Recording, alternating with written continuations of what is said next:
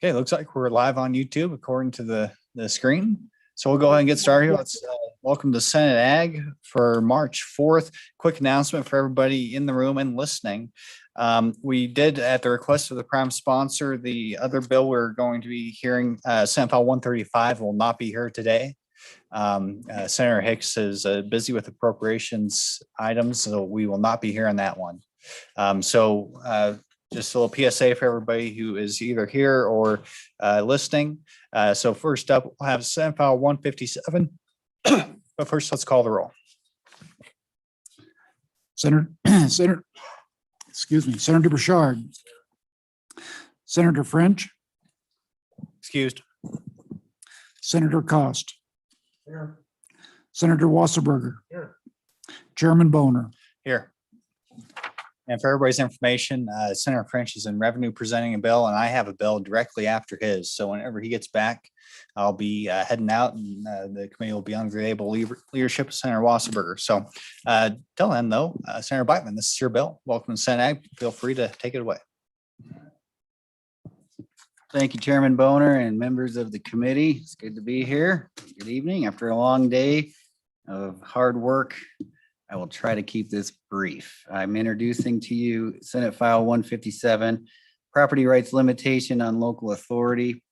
The primary purpose of this bill is to protect private property rights and to prohibit cities and towns from conditioning the provision of public improvements on the inclusion of restrictions on your private property and the property valuation.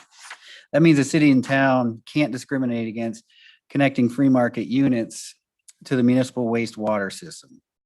They can't require that the only connections allowed are if the town can restrict the private property by value and do that in perpetuity. Conditioning the connection only if government can devalue the homes to be connected is not the Wyoming way. That's something you'd see in California. This is happening in Wyoming right now. The bottom line is this bill is needed to prevent the discrimination against the free market and private property development that is happening by allocation of water and sewer connection in favor of having mostly government priced, government controlled, government restricted housing by deed in perpetuity. Foregoing this bill would be to allow the stranding of private property rights in favor of government dictates to devalue those property rights. Keep in mind the attempt to devalue is being imposed on privately deeded land. This is not city, town, or county land. It's private property. This simple bill may be one of the most important private property protection bills of the session. And I'm going to make it even more simple for you. I've got an amendment that should be on your desks that takes out a good portion of this bill. So I'll walk you through the bill. On page 2, the meat of the bill is on lines 1 through 5, dealing with the cities and towns. Section 1 of the bill is a new subsection to Wyoming statute 157101, which is the municipal water sewer section of the state statutes. This subsection starts on page 2, lines 1 through 5, as I explained. You can read the language. Adding B, notwithstanding any provision of this title, no city or town shall condition the provision of any public improvement under subsection A of this section on the inclusion of deed restrictions or other restrictions which limit the value of a property or properties. Mr. Chairman, that's the bill.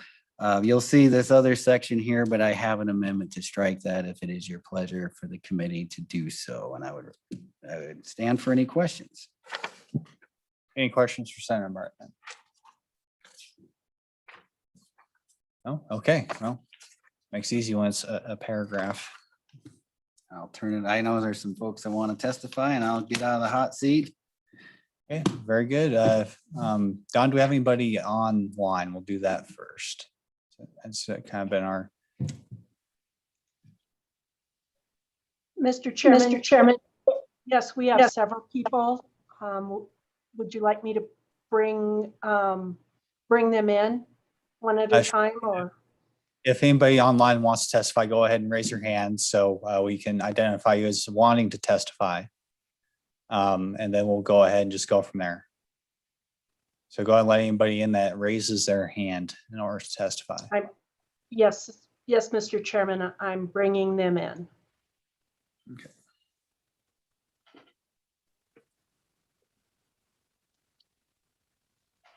Thank you, Mr. Chairman. This is Arne Jorgensen, not Larry Pardee, who was able to register me for this. I am the the vice mayor of the town of Jackson, and I want to have a few words to share with you, please. Okay, go ahead, Mr. Vice Mayor. Thank you. I am disappointed to be here today speaking against a bill that seems to be directly focused on an issue that the Jackson Town Council and the Teton County Board of Commissioners are dealing with locally. Please do not vote in support of limiting zoning or prohibiting cities and towns from having a say over our public assets and infrastructure.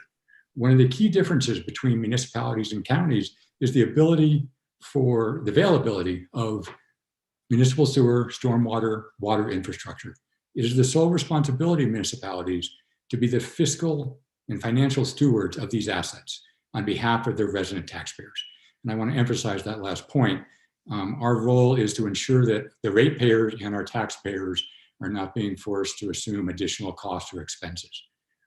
Any proposed bill that limits the ability of a municipality to decide who and on what terms future connections will be allowed should not move forward.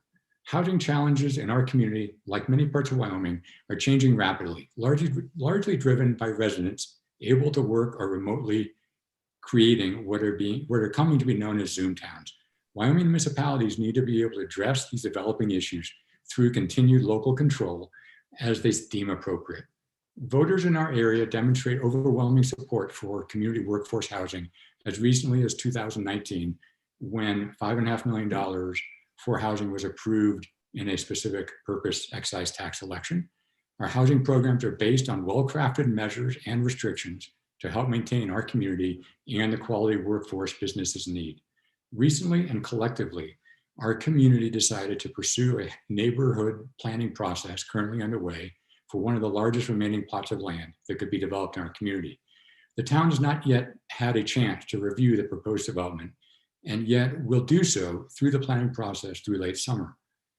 This proposed project is contiguous to the southern limit of our town. While I very much appreciate the landowners and the opportunities represented by this area of our community and have strongly been supportive of development in this location, this draft bill undermines our current planning process, and I urge you not to support it. Thank you so much for your time and your service for Wyoming. Okay, thank you. Any questions for Mr. Jorgensen? Okay, thank you, sir. So we have somebody else up now. I apologize, I can't read the bottom there, but you're up next, sir. It looks like you're the only one. Thank you, Mr. Chairman. I must be the sir you're speaking to. Yep. For the record, David Fraser, Executive Director, Wyoming Association of Municipalities. I appreciate you taking time for us tonight. I appreciate what Mr. Jorgensen of the Jackson Town Council just indicated to you, and I kind of just want to. I'm not sure I could sum it up any better than him, other than to say, with all due respect, I do understand. I do understand that a legislator wants to, when a legislator is approached by constituents and wants to help them out. However, I'm not sure that the legislature really wants to get involved in refereeing local disputes each time. And in this case, planning and zoning is an authority that you've granted to your local elected officials, and it's not uncommon that someone doesn't like what they hear from the city or county on a planning and zoning issue. In this case, I feel like it's a little bit like, and I don't want to make too light of it, but it feels a little bit like when the kids don't get the answer they want from mom, so they go to dad.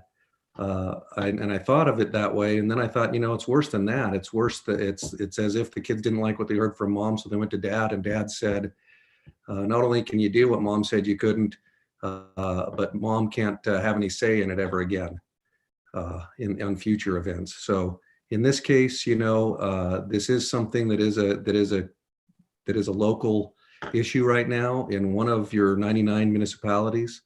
But I would just urge you not to throw the baby out with the bathwater and put yourself in the position of having to referee all local issues going forward. With that, I would certainly take any questions. Thank you. Any questions for Mr. Fraser? Okay, thank you, sir. Thank you. It looks like we have more public comment on Zoom. That looks like Lori Urquhart. Thank you, Mr. Chairman, members of the committee. Lori Urquhart representing the Wyoming Realtors. I hadn't really anticipated in testifying on this bill, but I think it's important that the committee realize and understands that this is not just one community. The Wyoming Realtors believe that there are a lot of different ways that we can encourage quality development in communities in our cities, in our counties around Wyoming. I personally teach a class to the Wyoming Realtors that's sanctioned by the National Association of Realtors called Smart Growth. And we believe that zoning is not bad. That is not our mantra. We do believe that there are times and places, and certainly many times, that zoning is good. I sold real estate in the 80s in Fremont County, and we had no subdivision regulations, and we had horrid rural subdivisions being developed, and that's not good for anyone. And so we certainly believe that there is a time and place for zoning ordinances in Wyoming and through the counties and the municipalities. We also believe that we should always take a strong look at the carrot versus the stick. And can we encourage development of affordable housing? Can we encourage good development without beating people up with a stick? And so I'm not really speaking on or against this bill. I'm just saying that we really probably need to have a lot more conversations on how we develop our communities, how we develop our counties, and what the role of the local communities versus the state should be. Certainly in county regulation, the state absolutely tells the counties what to do, whereas cities have more of a home rule issue. So we'd ask you to listen and consider this, and consider that possibly we have a lot more conversations to be had on these issues. And with that, Mr. Chairman, I'd be happy to answer any questions. Any questions for the realtors? Okay, well, thank you very much. Thank you, Mr. Chairman.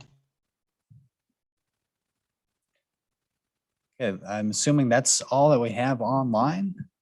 We'll go ahead and go to in person. Anybody wants to come testify here in the room?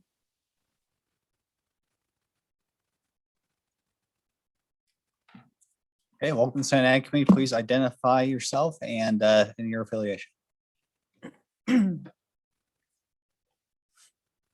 Mr. Chairman, Senators, good afternoon and thank you, or evening maybe. I'm Nikki Gill. I'm a proud fifth generation rancher's daughter. I come from a Wyoming family with more than 100 years of property ownership in this great state. For estate reasons, my family needs to develop a portion of our beloved ranch. It is a fate many Wyoming's families have faced. It's not easy, but here we are. We want to develop 26 acres of our ranch in a way that it has been zoned since 1994. We've had a hard time. We've worked diligently to compromise with our local town and county governments. We're even working with the outside planning consultant they hired from Berkeley, California to plan my family's land. Not the one we would have picked, but here we are trying to be cooperative with our local government. But here's their catch on our 26 acres of development. Local regulations require my property to connect to municipal water and sewer because it's so close to the system by proximity.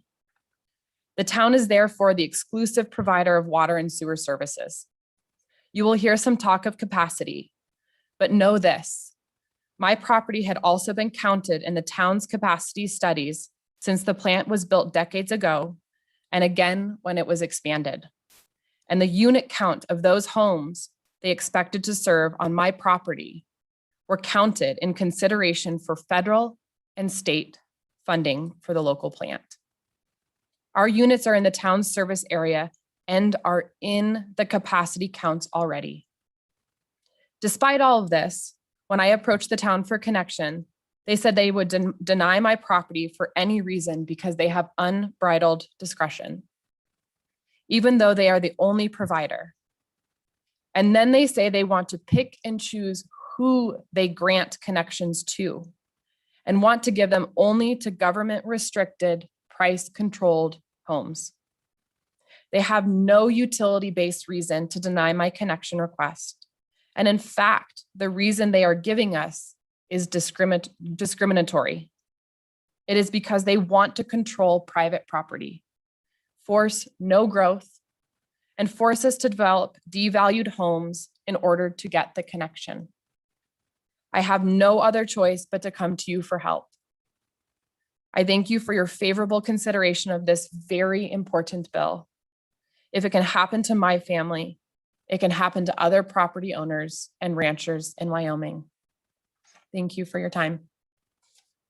And thank you, Ms. Gill. Any questions? I have a question. Mr. Yeah, Chairman. go ahead, Senator Rossberger. Well, thank you, Mr. Chairman. And so you have 26 acres that you want to develop. Have you moved forward in your development and come up with plans as to what it's going to look like? We have, we submitted a sketch plan back in September. It was approved on Tuesday by our county commissioners. So it's 26 acres and it's around 83 or 84 units. The lot sizes are 0.27 acres or 12,000 square feet. And so you've been engaging with your local governments. How long has that process been in terms of this development? So we submitted a rezone request, I think it was last January, for 74 acres. So we've been engaged in this. And then we said we were also going to submit another sketch plan for, we had a rezone and now we submitted our sketch plan for a by right zone we already have, which is this 26 acres in question. So we've been engaged with the town and county on this and another proposal since January of 2020. And then in October of 2020, we were told to submit a letter requesting hookup to the town.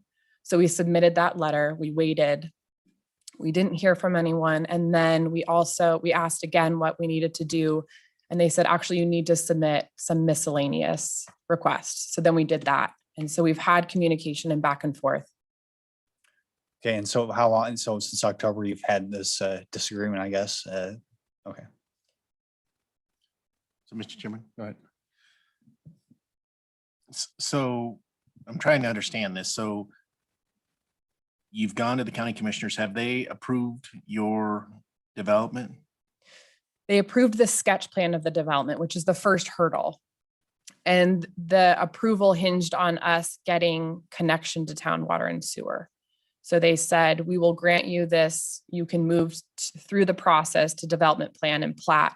But when you get to the next phase, we need to know that you have a letter in hand from the town of Jackson saying you're allowed to connect to town water and sewer. So our development will not be able to proceed unless we have a connection to municipal water and sewer.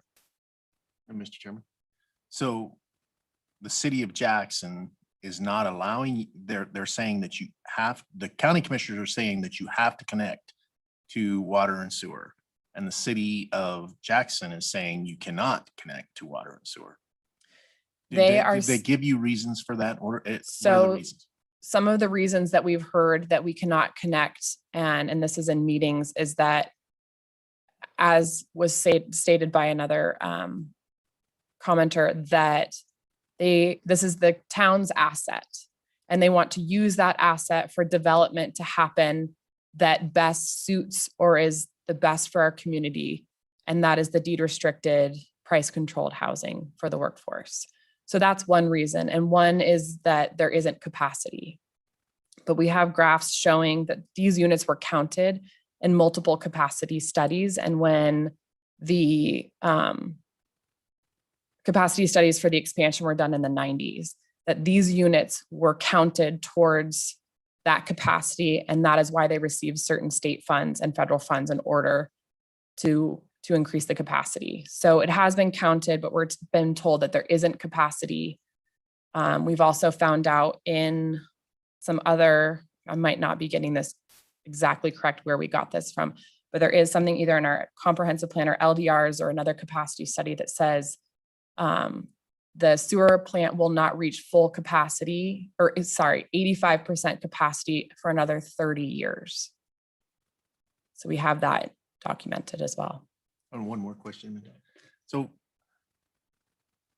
Ms. Gill, I thought I read somewhere where your family actually donated the land for the sewer plant. Is that correct? That is correct. So back in the late 70s, early 80s, my grandfather was the mayor of Jackson. At the time, the EPA was told the town that they were going to sue the town because their current sewer plant was failing and it wasn't meeting the regulations. And they said, we will match whatever funds you receive and funds you're able to raise as a community. So my grandfather rallied a lot of the ranchers. They donated easements, including my family. We donated an easement for the sewer line through our ranch. Ranches to the south of us also donated land. And then another rancher donated property for the physical sewer plant.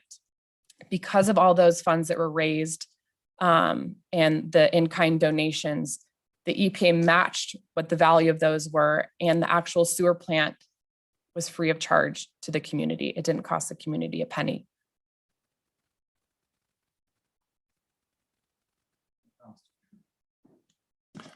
Thank you, Mr. Chairman. And now you said that the lots were counted into were they the same size lots as what you are currently working towards, or were they different?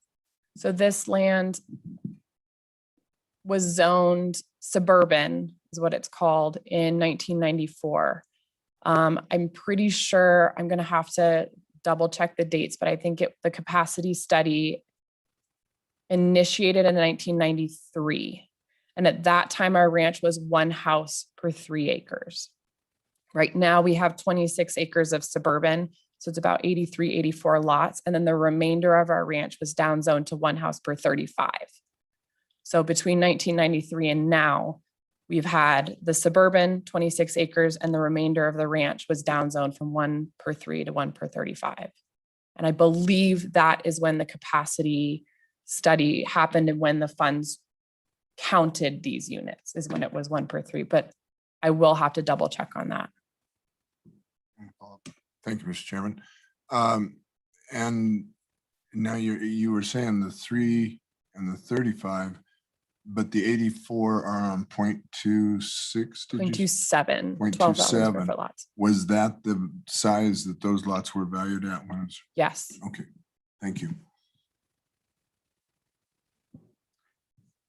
Any further questions, committee? Yeah, well, thank you for your testimony here today. Thank you. Appreciate it. Any further public testimony?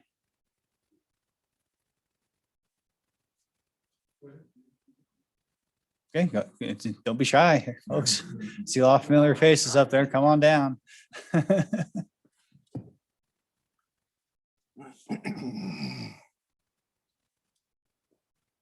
I'll be very brief, Mr. Chairman. Certainly in strong support of this bill because I think it's indicative of something much broader that we're seeing more and more of in Wyoming, unfortunately, today, and that is government attempts to regulate the use of private land in manners that have no nexus to the use that's being made of the land. I think the example here is a very good one. The land is already zoned for this use.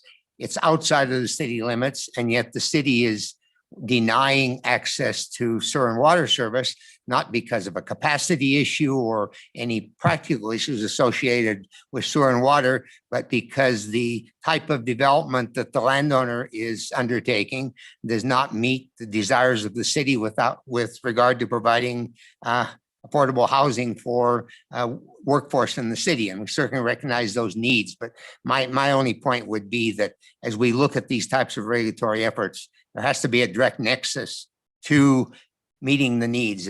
Here in the case of sewer and water and nexus to meeting sewer and water needs, which is, we understand this scenario. The reason the city is denying this is unrelated to that. It's related to some other objectives. So for that reason, Mr. Chairman, I think that this rather narrow legislation being proposed here that deals only with sewer and water systems is very appropriate and should move forward. But I say that I think in other areas, we're going to find increasing needs to look at these type of regulations and how they're impacting private property rights. With that, Mr. Chairman, I'd be happy to take any questions. Okay, any questions for the stock growers? Okay, seeing none. Thank you, sir. Thank you, Mr. Chairman.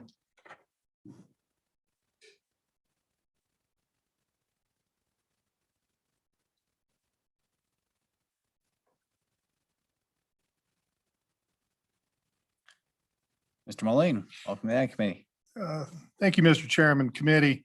Brett Moline, Wyoming Farm Bureau. I think this is an issue over private property rights. Private property rights is one of the most important rights we have. For Farm Bureau, it's so important. It's right in our mission statement. So I think helping protect these private property rights is why we're sitting in favor of this bill. It's not a one town issue. What happens in one town happens in other towns. I think this is a good way to be preventative and to nip some of these issues in the bud.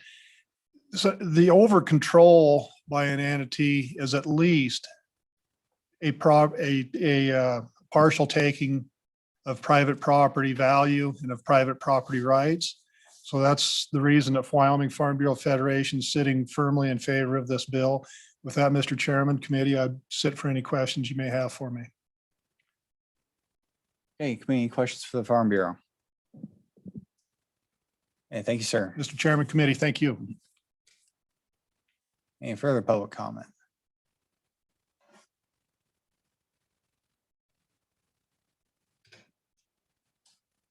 Mr. Kennedy. Mr. Chairman, Keith Kennedy, on my own behalf, to backstop what Mr. McGagnon mentioned earlier, I happen to serve on the Albany County Planning and Zoning Commission, and I'm certainly not speaking on behalf of the commission, but within the recent past, we have seen at least one instance where the municipality hoped to deny access to a public road where a prior easement was already in place on a development outside of town. And it was simply an effort to stop that development because there was no other valid reason to stop that development. And with that, Mr. Chairman, I'd welcome any questions. This is not just an isolated problem. Okay, just, and as of course, as we're going through these bills, of course, it's important to consider the unintended consequences. So if in that situation, we would just say that the restriction was unrelated to whatever the reason, what the official reason was in terms of the, in this case, granting access to a utility. Was in that situation you're talking about, was there any even remote correlation to concern about capacity or whatever the case may be on that utility? Mr. Chairman, there was not. Okay. To elaborate a bit, this area is somewhat restricted, and they had complied with the county rules with regards to forwarding and requesting information from DEQ. And we received, the developer received a favorable review from DEQ with the development that they wanted to do on the property. But this, it would appear that the city wasn't pleased with that decision, and so threw up other roadblocks. Okay, thank you, sir. Appreciate it. Thank you, sir. Any further discussion or, excuse me, public comment?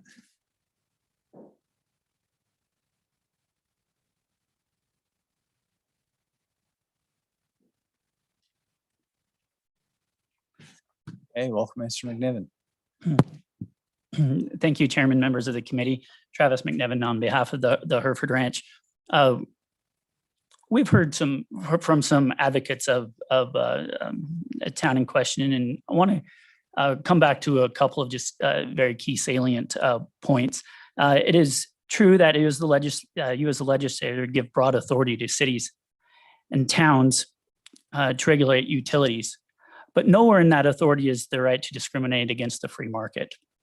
Nowhere in that authority is the right to strand private property and private property rights.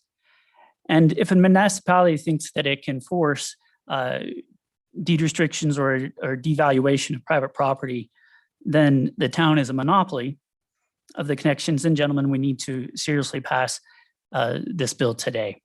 We must make it clear that private property has rights and cannot be subject to forced deed restrictions or tries to develop to be, or those rights of that land to be developed to be denied.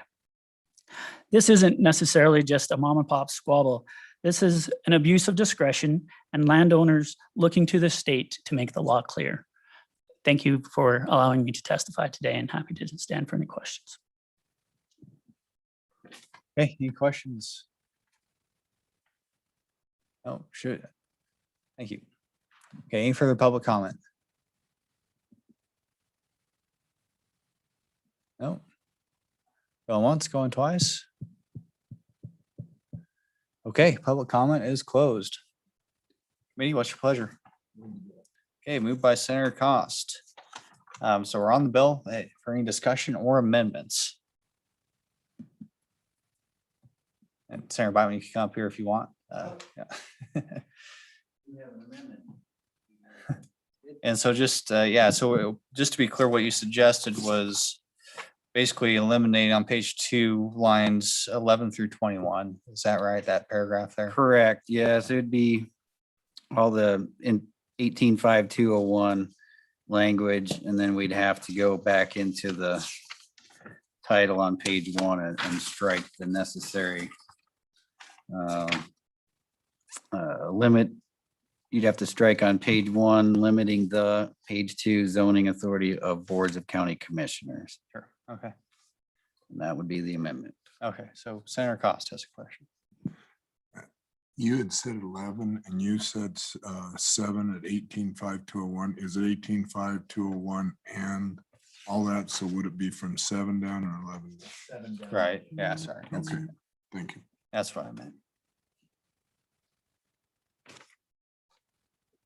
Okay. And the reason for that, Senator? It's not needed anymore Okay. at this time. That would move the amendment. Okay. So any discussion on the amendment? You got it, Don? Yeah. Piece of cake, right? Okay. All right. So all those in favor say aye. Aye. Opposed, say no. Okay, that motion carries. Back on the bill, any further discussion? I just had one question for Senator Beitman, and I'm not sure if I quite have an amendment ready right now. I'm just thinking, I'm looking at line 5 and kind of adding a little something on. It's another important element of this discussion. That, you know, these stipulations have nothing to do with the actual utility. And so just to make sure that there aren't any unintended consequences that negatively affect our municipalities in an unintended way, I wonder if we might add some language that stipulates that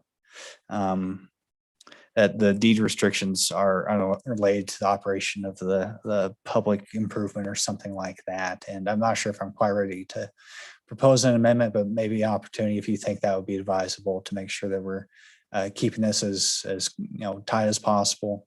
I happen to live in a subdivision just outside Douglas that started out not needing city water. It turns out they did need city water. So I'm just imagining that situation where perhaps there need to be some deed restrictions to make sure that the utility was able to actually work and get that water to that subdivision. And so appreciate the bill. I think it's important for the record. I ranch in Commerce County. We're dealing with serious threats to our property rights. And that doesn't have to come from the federal government. It can come from our local government.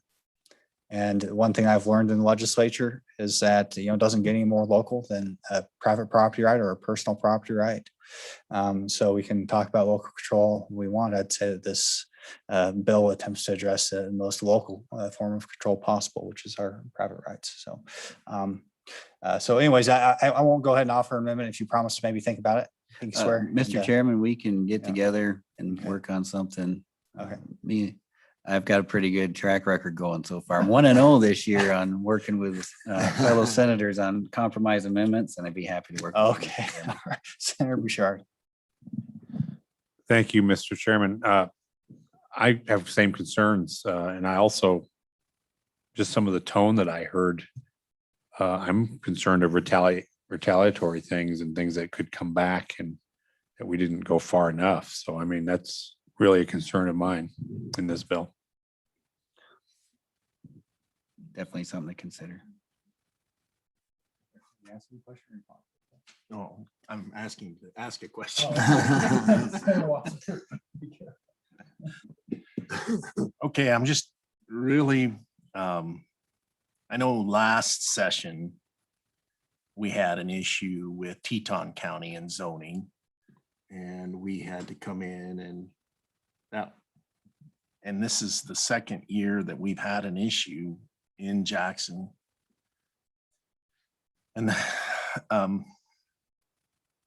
so my question is, does this paragraph actually do what we're seeking to do here? It says, notwithstanding any provision of this title, no city or town shall condition the provision of any public improvement on the inclusion of deed restrictions or other restrictions which limit the value of property or properties.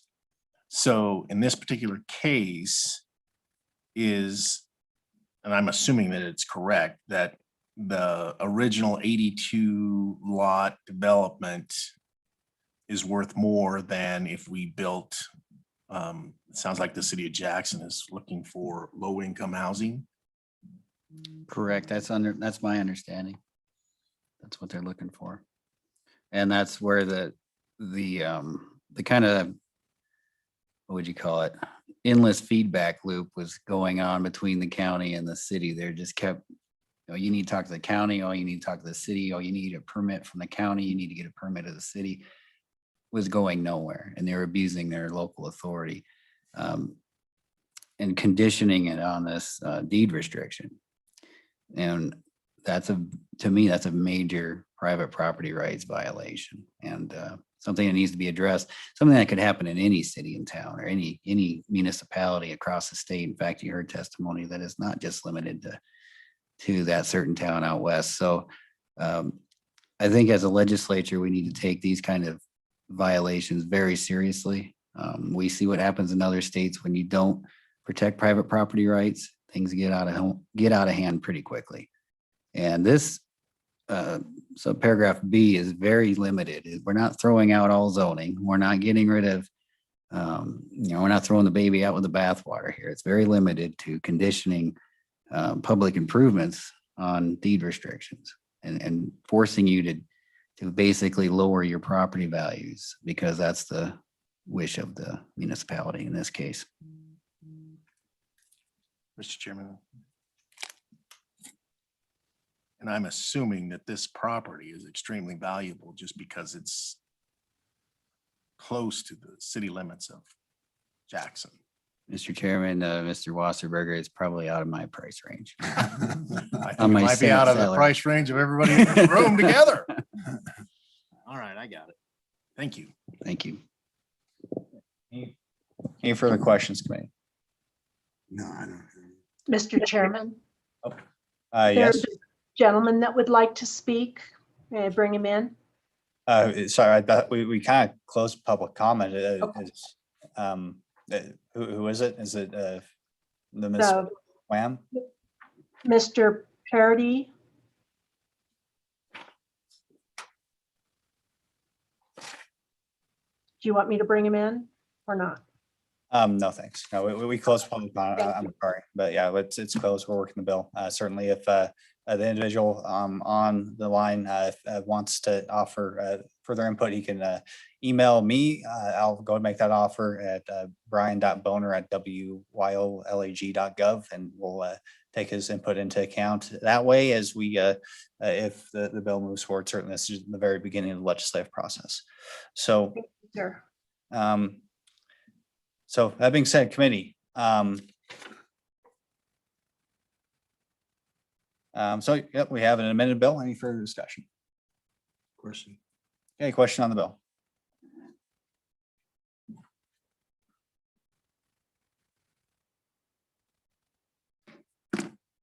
Senator Bouchard. Senator French has cast a absentee vote of aye. Senator Cost, Aye. Senator Wasserberger. Chairman Boner, Aye. five ayes. Okay, thank you, ladies and gentlemen. We'll continue to track this one and got out a little bit early.